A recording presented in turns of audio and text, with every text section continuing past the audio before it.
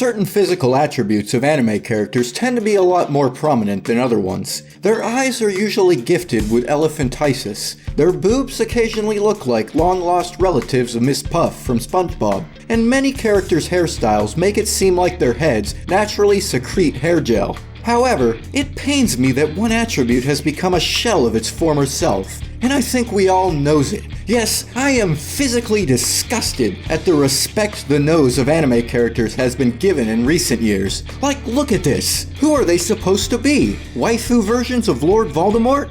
Today I'll be expressing my thoughts on the current status of the anime nose, and some conspiracy theories on how it became that way, because something certainly smells fishy.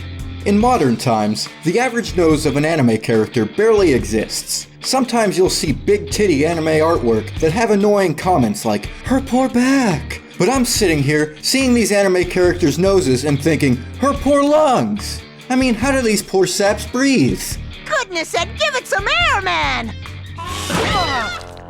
Trying to breathe through those holes. It's gotta be like trying to fit a dragon dildo into a Smurf's behind. God just didn't want shit to work that way.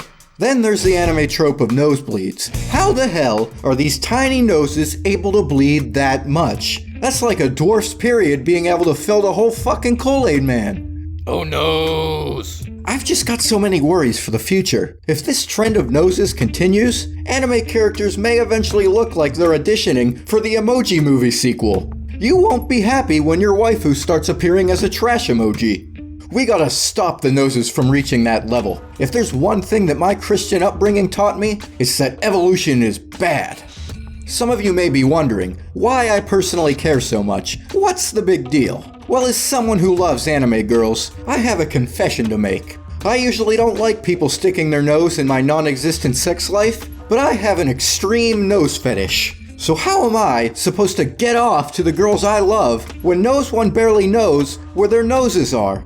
Like, what if I wanted to Eskimo kiss my girl Amelia? There's nothing to work with. It's like trying to motorboat a flat-chested girl. It ain't happening. Now, things weren't always this way. Take a whiff of anime's past, and you'll find that anime noses were larger and more defined. There was pure craftsmanship put into their sniffers. Over time, anime characters' noses would continue to shrink like a ballsack starring as the main character of Ice Age 6. What the hell happened, you ask? Well, this leads me into one of my few theories. What feature are anime characters most notable for, besides the titties? If you guess the eyes, then you're right on the nose. Over time, the prominence and detail of anime characters' eyes has continued to grow. I believe that the eyes have been draining the energy from the noses of anime characters, like two blood-sucking vampires out for vengeance. Eyes hold the former power of noses. In the end, eyes are nothing but fake noses. Think of the eyes and noses like two roommates with very little space to share who aren't getting along. The eyes put the tape down on the floor and are like, "This is our space. You stay the hell over there." Oh, and just forget about the mouth though. We don't speak about him. Fucking Southerners.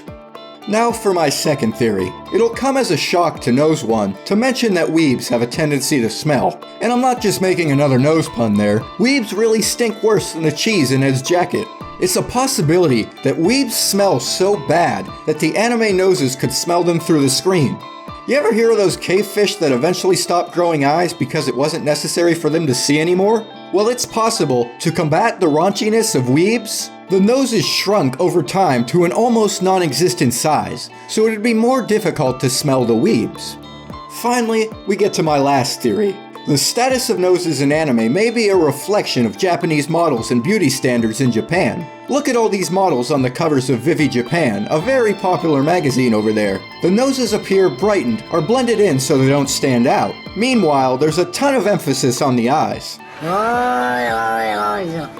It's like Thanos half-assed his snap and took out half the population's noses instead.